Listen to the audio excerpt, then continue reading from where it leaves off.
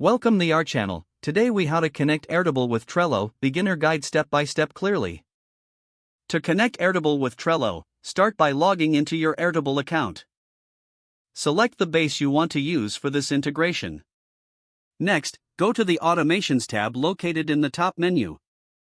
Click on the Add an Automation button to create a new automation. In the first trigger option, choose when a record is created or when a record enters a view, depending on your needs. Select the specific table you want to monitor for new records.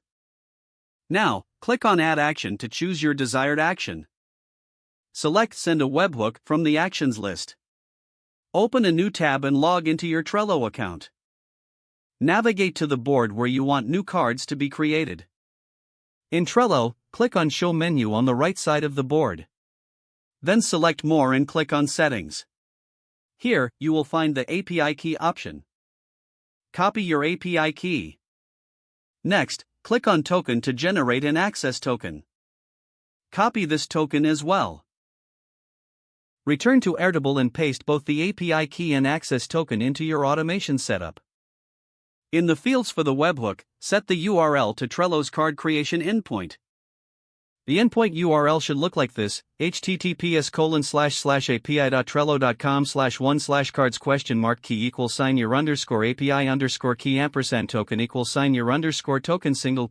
Replace your _API_key and your _token with the key and token you copied earlier. Now, add a JSON body to specify the card details such as the name and description. You can use field values from your Airtable record in this JSON body.